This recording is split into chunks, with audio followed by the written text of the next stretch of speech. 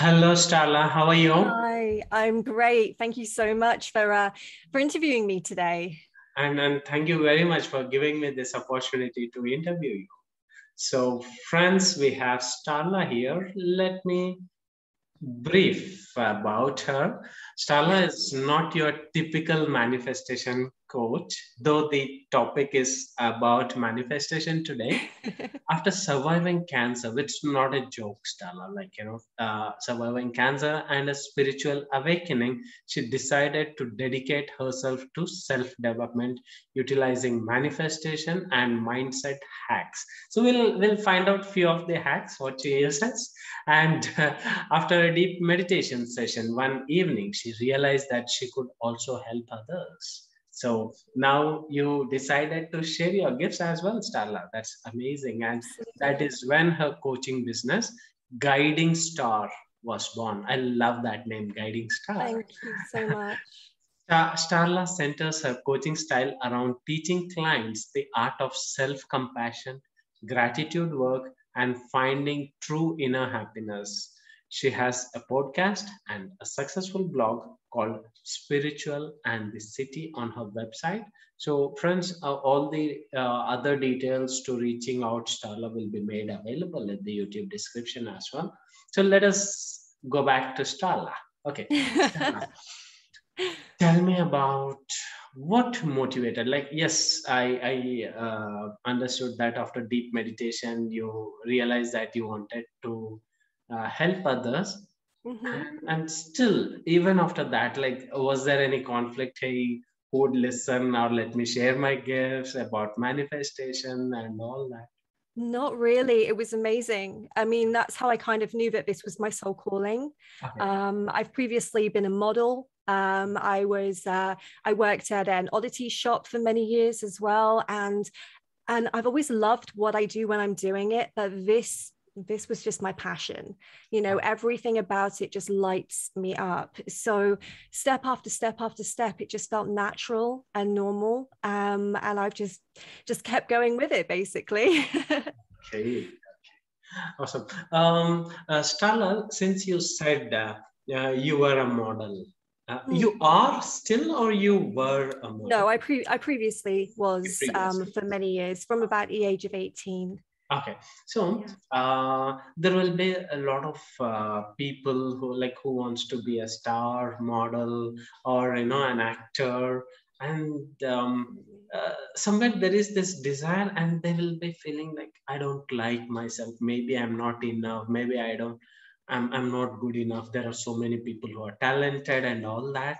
So, being a manifestation coach as well as once you were model. So could you please combining these two aspects, could you please give some advice about such people who want to make a career out of modeling or acting? Oh, absolutely. So when I was a model, I had no self-compassion, really.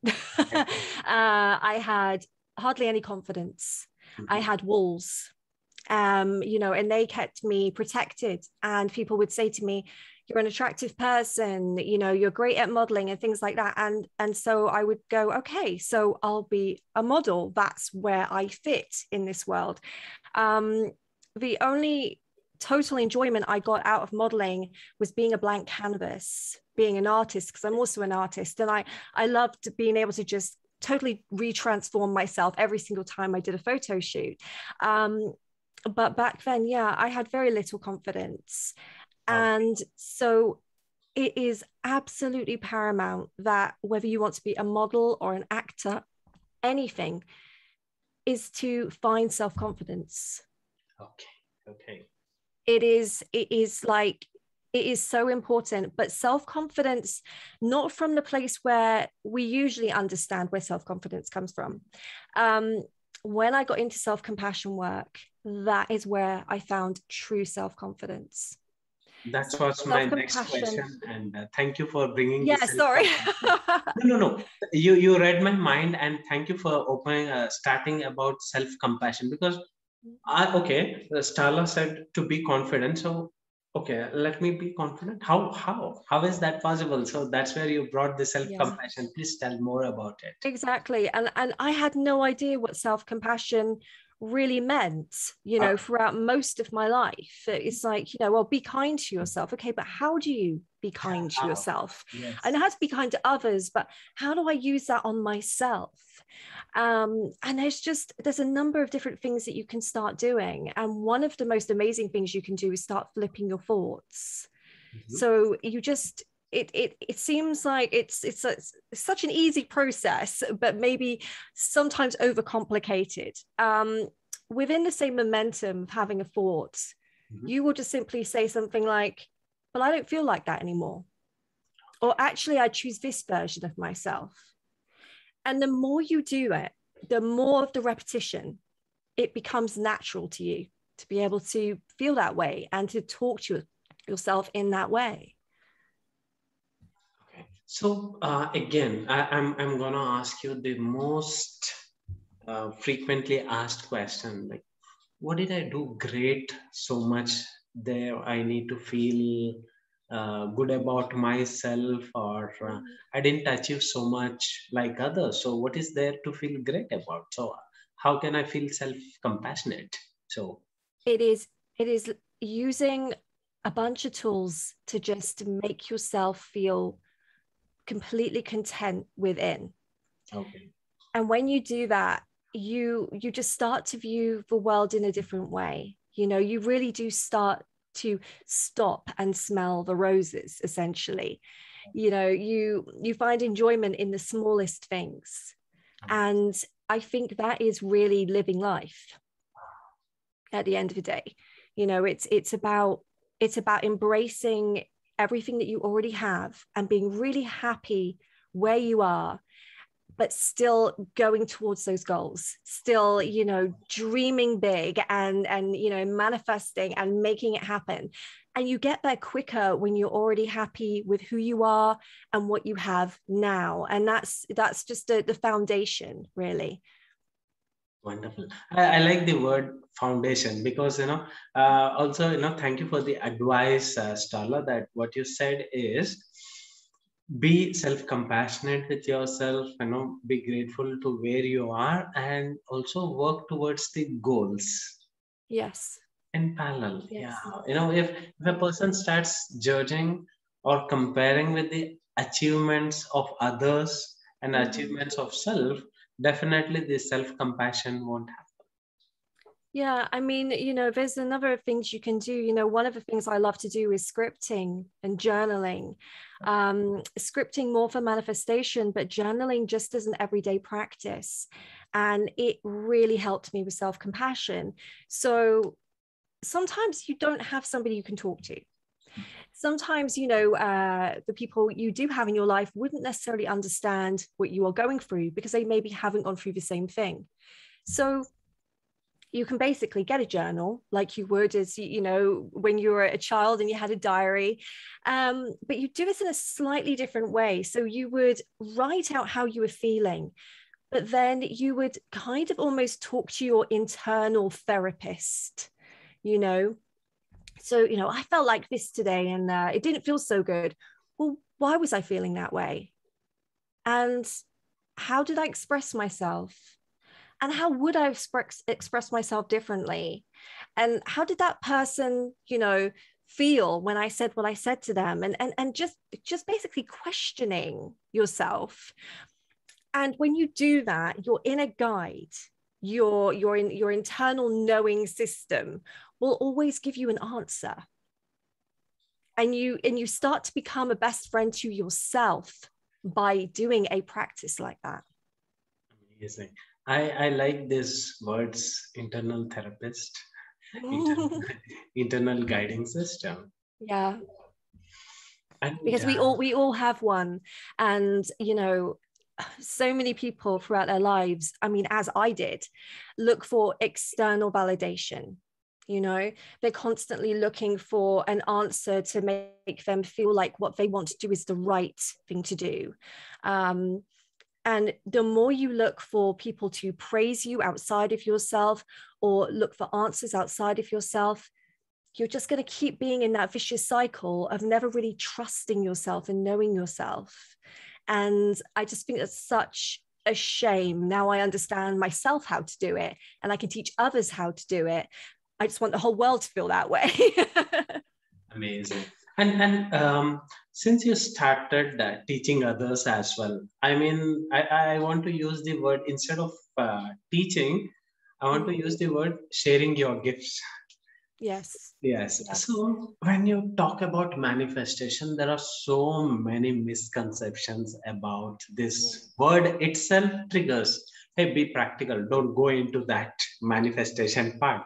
Where like, and they say like, just close your eyes and open and everything, boom, happens. So it doesn't happen. People get frustrated and all that. So what is your definition of manifestation, and what exactly do you do as a manifestation coach, Starla? So my definition of manifestation is believing in yourself so much that whatever you want to happen in your life is going to happen, or something better is going to happen.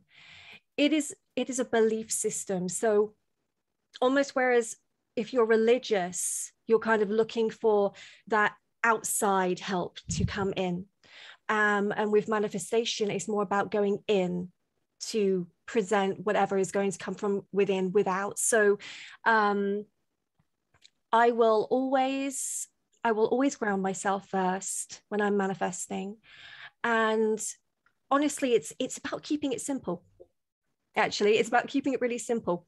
Whatever works for you works for you. So if that is the 555 writing process, is that scripting, visualizing, or all of the above, then that's your process. And I think that manifestation is a very individual process. I personally, love to visualize, because I have a really, really great mind when it comes to visualization. I can do it really, really easily. I can also use my other senses. So when I visualize, I can feel touch very, very easily. Well, smell isn't as strong as touch for me, but for somebody else it would be. And so you utilize whatever you can to get you into that place of just feeling like it's yours.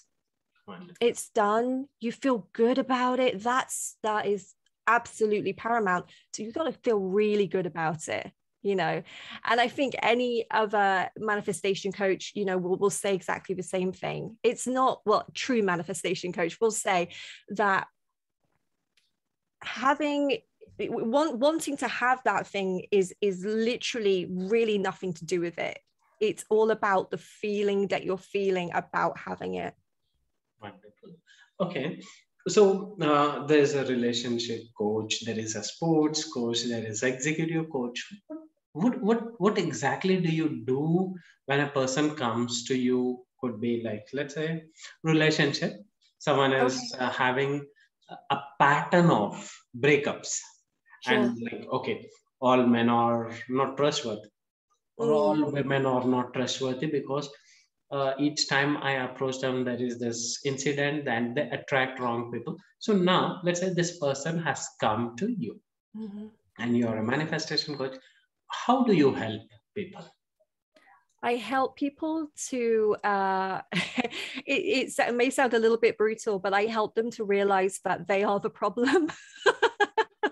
Essentially. So you start speaking the truth. Because, it may be too strong for some people, but I personally believe that I manifested my own cancer, because I was so stuck for so long in a very depressed, sad, victimized place in my life. And, this is my story. It doesn't have to be everyone's, especially when it comes to an illness like cancer. But for me, it was definitely the case. And I think that when somebody comes to me and they say, oh, all men are this and all men are that, and all relationships, never work out. And I just kind of say to them, so that's what you believe then? And they'll say, yeah. I was like, okay, well, that's your problem.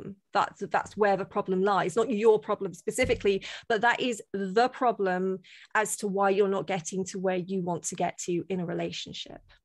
Okay. And from there you help people, like, okay, you made someone realize, and the, like, what is happening is, Starla, the moment this word manifestation is used, there is like, okay, this is something magic or something this, something that. So that's why I'm emphasizing, yes, manifestation coaches are there. They'll help you to manifest what would be it, a relationship or job or improving relationships, other things. Absolutely. Why is it important to have a manifestation coach?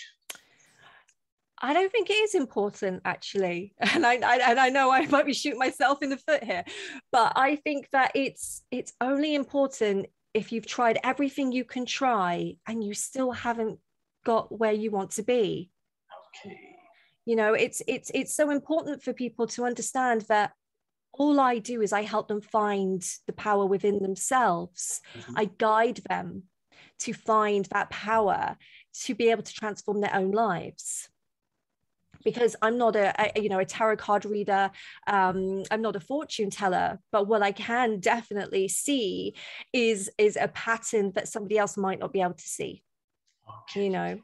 And so when I can see that pattern, then I can implement my own tools, tricks of the trade, Yeah. and by Mindset doing that, hacks. mindset hacks, Yeah. and by doing that, then people start to realize how easy and how simple the manifestation process is.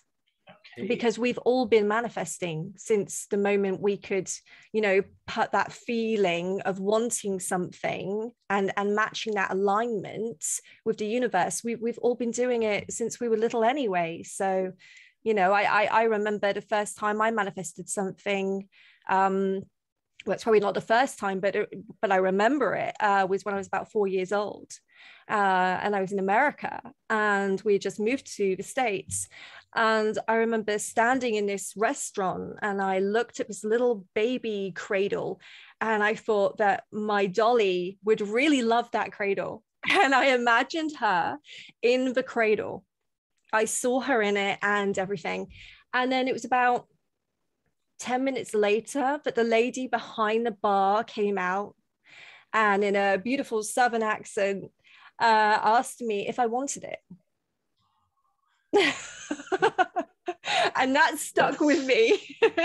Beautiful. And you know what, Stella, I was about to ask some question. This is the second time you already answered. The reason, I'll tell you. Um, when I asked you why does a person need a manifestation coach, they can read books as well. So you Absolutely. you beautifully answered one more thing. Of course, there's nothing wrong. There are amazing books, wonderful authors, no doubt. Books are excellent. Even I love the books. You Yes. said a person is not able to see the patterns which you as a coach are able to see, help a person to break that and achieve.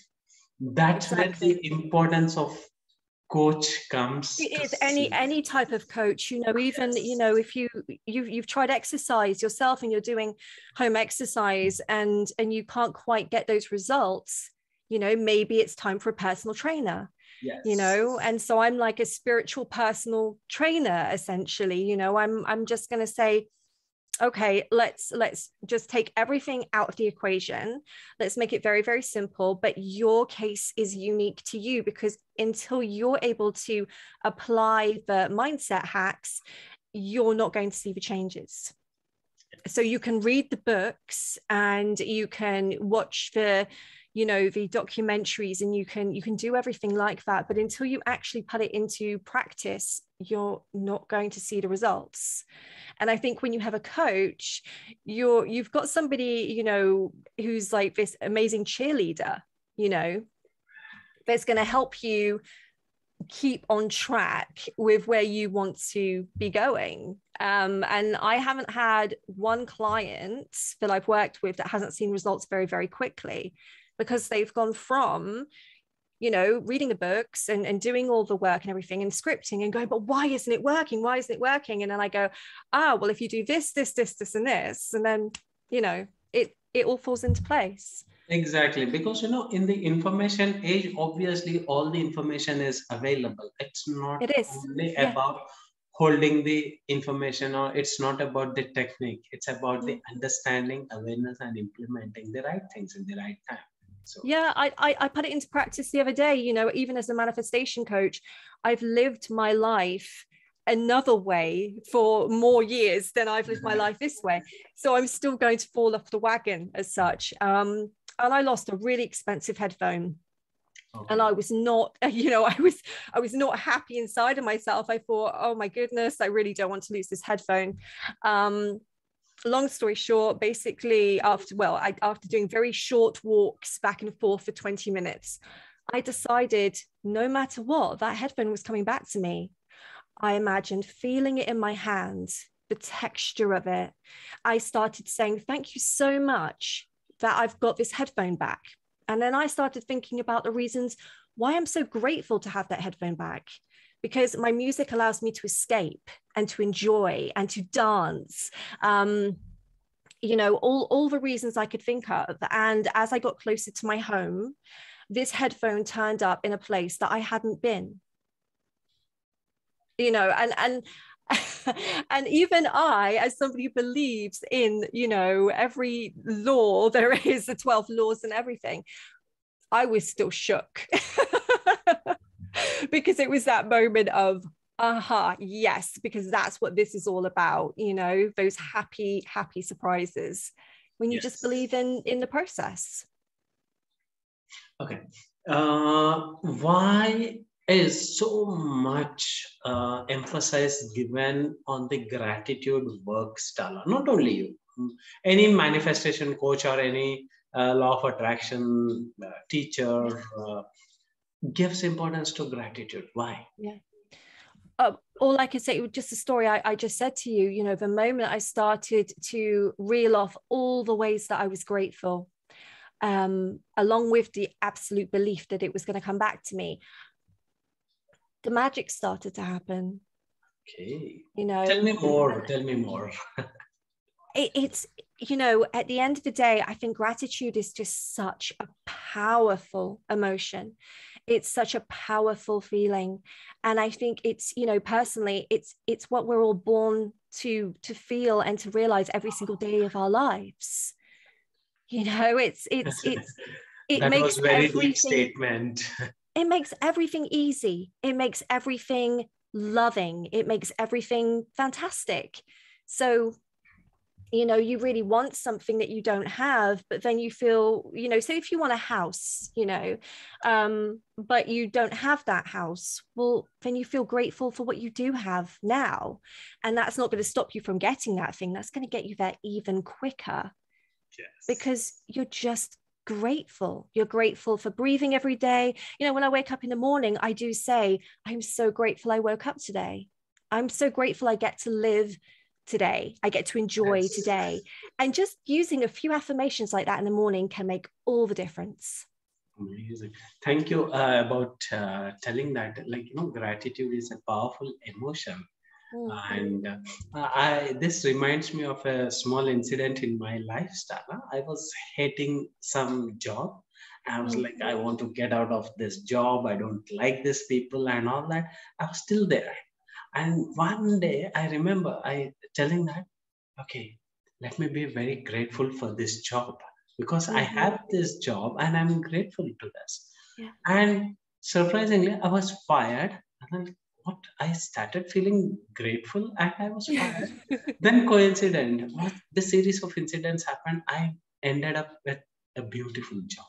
So that's the power of gratitude. Like, you know, a heart filled with negative emotions will not allow the manifestation easier. So I like the statement that you said. It's a powerful emotion and it is one of the reasons we are born to experience.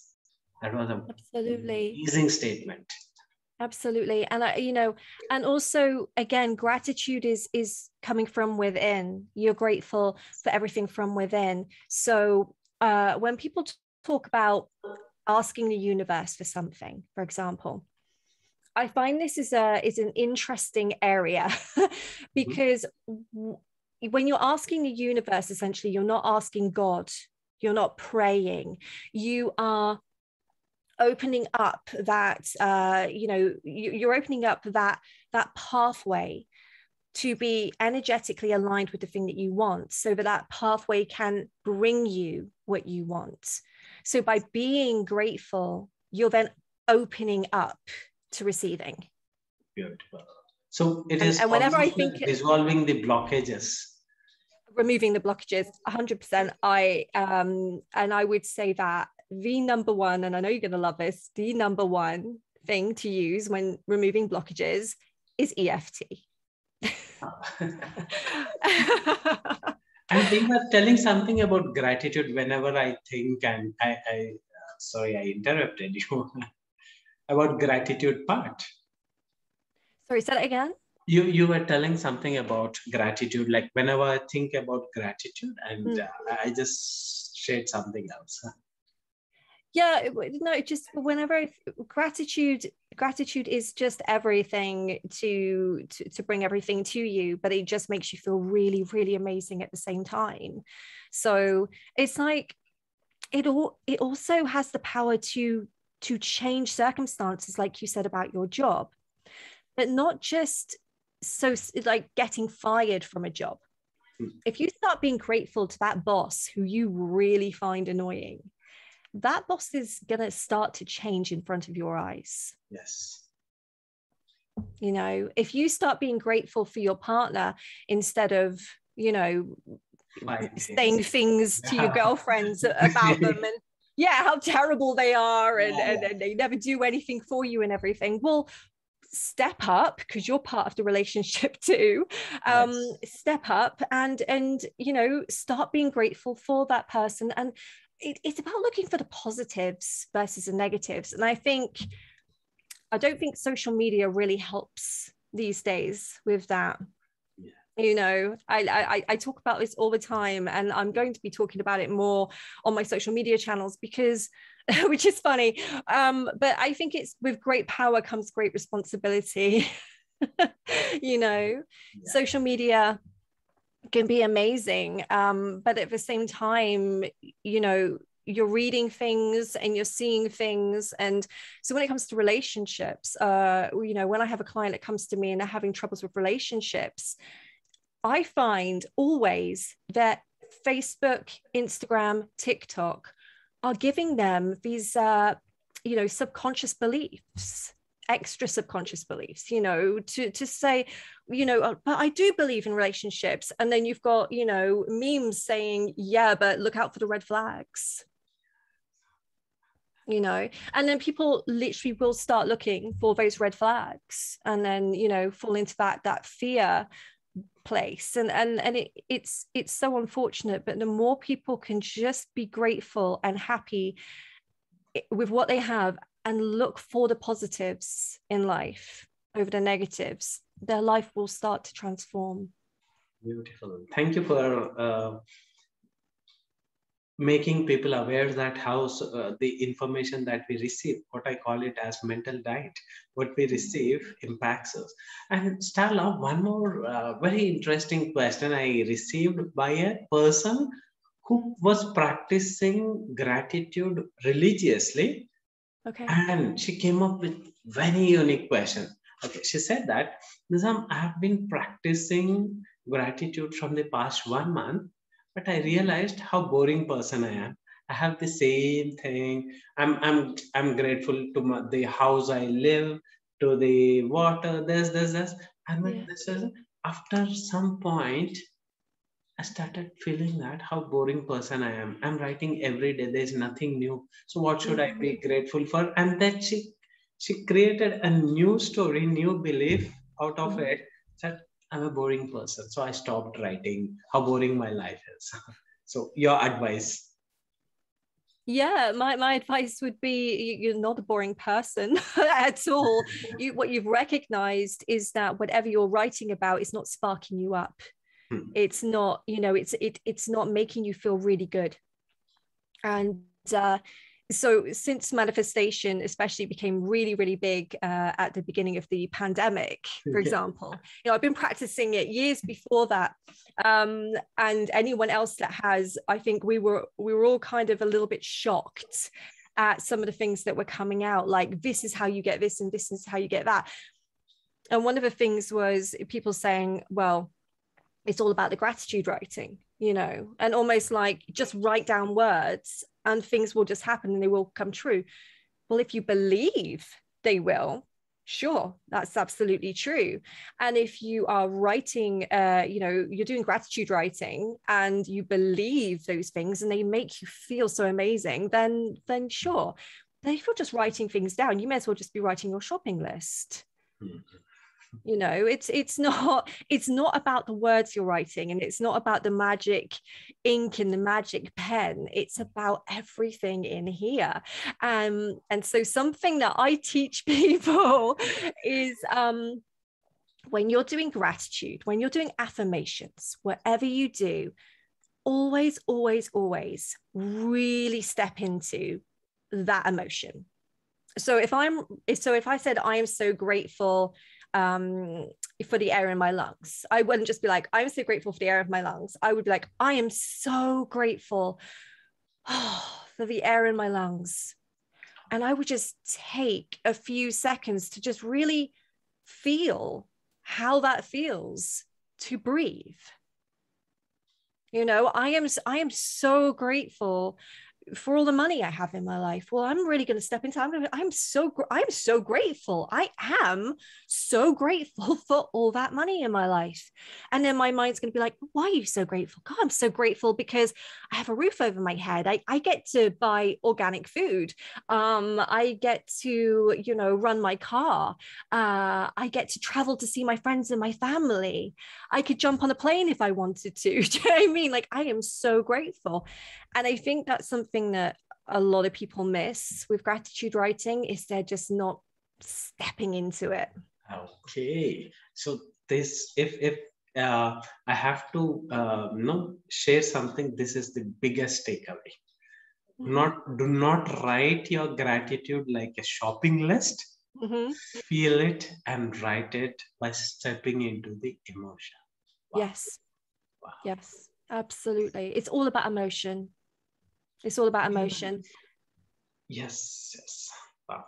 Like when you said I'm grateful for the air in my lungs, and just writing like a shopping list, it's two different dimensions altogether. One is feeling it, one is just writing it. And you also thank you for clarifying, it's not in the pen, it's not in the book, it's not in the words, it's in the feeling. Absolutely. It can be in the pen and in the magic ink if you believe that, though. It's whatever you believe. One of the huge bandwagon things that I see a lot of is about manifesting your ex. And that is all over the internet at the moment. And all you have to do is to say, that person loves me. That person feels so amazing about me, right? And you really, really step into that version. And it's like, okay, but you're stepping over a mark here, because it's about free will, but it's also about people are just writing things down. They're writing, putting it under their pillow, sticking crystals under there. My ex is coming back. My ex is coming back. I'm going to get the job. I'm going to do this. But they don't seem to be able to connect to why they're doing that. Awareness. It's like, why do you want the house? Why do you want your ex? If you had a terrible relationship with someone, why on earth are you trying to bring that back into your life? And that is the majority of people that are trying to manifest their exes back, and it really is a vogue thing at the moment that everybody is talking about. And it's like, or you could take a step back, know that you're probably not likely in a place to be in a relationship right now. It would be great if you did all the mindset work on yourself, started to love yourself and really enjoy your own company and everything. And then you can then question, do I want to be writing over and over, my ex is coming back, my ex is coming back, my ex is coming back, or do you want to just get on with your life and enjoy it? And if that person is going to come back into your life, they're going to, you know, and things like that. And it's not just about, you know, an ex, it's also about, it's just about anything. Why do you want it? Yes. That's important as well. You know, when you step into that emotion of gratitude, you can also start to think, well, yeah, but why do I want this? Why do I want to win the lottery? You know, oh, because I want to be able to buy a house and I want to be able to go on holiday. Yes, but why? And if you keep asking yourself, why, you're going to get to the actual answer. And sometimes it's because you don't feel worthy. Sometimes it's because you always felt like having money would somehow make people like you more, you know? So it's so important to know that you have the power to get past all of that, and then to win the lottery, and then to be a happy person who's won a lot of money. That's amazing, because yeah, yes, it is so important, Starla. Such a beautiful point you have. It's a valid point that now I want a car. Why? Because Starla has it. I want a house just because I want an iPhone because someone else has it. Right? I want to show. I want to prove myself. I want to this. I want to that. Then we go deeper. The self worth. Yeah. Even when their manifestation is, when their wish is fulfilled, something is missing inside. Something is missing. Let me manifest more. I want more. I want more. So that advice was excellent about the self-worth. Thank you. Yeah, because if you can find self-worth, then you can live a happy life. So it doesn't matter what comes into your life, you can deal with it. And, you know, it's something all my friends will always say to me is I'm always looking for the silver linings. And that's something I started to really concentrate on when I found out that I had previously had cancer, you know, because I had to then embark on chemotherapy. And especially the first stage of chemotherapy was quite difficult. And so I had to almost remind myself that there were things that I could find that were positive in this very challenging situation. So I started enjoying my hospital visits. I started being grateful for the nurses that would always make me smile and have my best interests at heart. I started being grateful for the chemotherapy. Whereas previously I watched the Truth About Cancer, which is like a 10-hour documentary a couple of years before.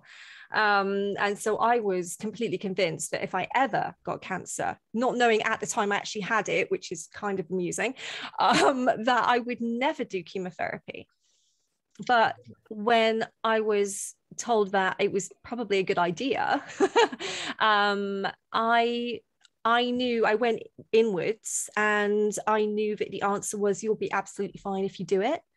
So just go for it and it'll be fine. So then I wasn't going to choose to do chemo and then see that my body was being filled with something I didn't want it to be filled with every day. You know, I chose to envision that my body was being filled with this life-saving drug, this life-saving magical liquid that didn't make me feel so good, but but it was doing its job. And it was temporary as well. Always reminding myself it was temporary, it was cool, and I would get through it. And I did. Well, and initially, well, before I started the chemo, the whole way this all started was I had stomach pains. And those stomach pains then alerted my doctor to kind of push it further, decided I probably had Crohn's or colitis and I needed to go in for tests. And the day I went in for tests, that evening, I was told I had basically 24 hours left to live. Oh my God. Yeah. So again, that was, you know, a moment of I'm going to be okay. How and many years I, and ago? I, How many years ago it that? was in 2019. Okay. Yeah, in 2019. I actually found out on the 4th of July that it was a diagnosis of cancer. But I'd had my operation, and then I'd been in hospital for a week and a half. But yeah, the doctor said, the surgeon said to me, we need to get you in now. We need to prep you right now, because you might not be here tomorrow if we don't. And that was a scary and frightening and challenging moment. But again, I went inwards and I said to myself, am I going to be okay? And the answer was yes. Wow. Yeah. And so I just went in as calm and collected as I possibly could. And then when they said you have to start chemo, it's the same thing. But I started reading a book when it was about a week or 2 weeks after I got told I should probably start chemo. It's called Self-Compassion by an author called Kristen Neff. And I would tell everybody to buy that book, because it is literally the stepping stone of all of this stuff, and now I am in every single day of my life, I work in self-development. I make sure that I flip my thoughts, that I find the silver linings, that I stop and smell the roses. And it's not a chore. People start to go, oh, that's a lot of hard work. How can you do that? Oh yeah, but you went through all this, and you went through a difficult time, and you're brave and you're strong. And it's like, no, I'm no different. Yes. Everybody has the power, no matter what they're going through. You don't have to go through cancer, to make a choice that you're going to change your life today, and you're going to change it for the better because you're sick and tired of being sad or miserable or frustrated or fed up. Amazing. And this is where I have observed, even I advise my students and clients, do not curse, like especially say doctors are doing great job, do not have aversion towards the medical field, like cursing and hating. So you become more of what you think you are, like that's like hatred, and certain teachers also fill their students with the same thoughts. And your experience that you started being grateful to the nurses, to the medicine, and how you changed your set of mind towards the medicine that you are taking. Wow, that is like, yeah, It's really why important. curse, why hate something or someone? It's because it's in us. So the negativity bias, will constantly try to keep us safe. But it's like an overprotective mother almost, really, really wrapping you in cotton wool. And so when people read things on the internet and so forth, and they start to form an opinion, they'll then look for more of that. If you've been in some terrible relationships and you're in a really good relationship with somebody, your negativity bias is probably going to kick in around the 2-3 month mark, and you're going to start thinking, well, hang on, this is a bit too good to be true, actually. It never works out. It's never worked out to this point. I have no evidence that it's going to work out, and everything on social media tells me it's not going to work out, so therefore it's not going to work out. And it can be anything, like if you've woken up and you feel like you've had a bad day, you'll often find that then the person at the supermarket is rude to you. Or when you're driving down the highway, somebody is going to beep at you, and get you frustrated. So it doesn't matter what happens in your life, as long as you know that you've got yourself, that you are accountable to happiness. You're accountable to a happy life. If you choose it, then it's yours. And if you don't choose it, then unfortunately, you know, and there's no judgment here, because I've been there, you know, you will fall out with people, relationships won't work, you won't feel satisfied in your job, etc., etc., etc. And nobody wants that. No one. Yes. And Starla, it turned to be a beautiful conversation around gratitude, and thank you for bringing in your story and your experiences which you had been through. And probably my last question, I promise. I've Sure. been asking you so many questions. Yeah. That's Can you fine. share about your favorite books? Favorite books, anything by Joe Dispenza. Okay. The book I mentioned, Self-Compassion by Yeah. Kristen Neff. If anybody wants to DIY gratitude, then The Magic, Yes. who is, you know, Rhonda is a great writer. It's unfortunate that the documentary The Secret, which was the original, that it went as it did, and kind of taught people that they just needed to say what they wanted and it would just happen with, you know, no positive action. But The Magic is all about gratitude. Lots of gratitude practices in it, and ones that I still use every single day. If I ever feel like I'm at a loss, then I'll think, oh, let me think of a practice from that book. So yeah, it's a great book. And I love Abraham Hicks, I love too. Esther and Jerry. Yes. They are fantastic. They really are. But I would say, you know, whatever book you pick up, or whatever, you know, somebody whoever you look at to be this amazing person that really resonates with you, it needs to resonate, Yes. you know, no matter who it is. So if you listen to, you know, to Abraham Hicks, and you don't get the humor, and you don't feel that you can really get on board with it, find somebody else. It doesn't necessarily mean that you're not good at this stuff, or that you don't understand it and you don't get it. It might just mean that you need someone who's simplified it a bit more for you, in, you know, in a different way, or something like that. Awesome. Thank you very much for your time and Thank you. sharing your story. It was very, very inspiring, and it was awesome conversation with you, Starla.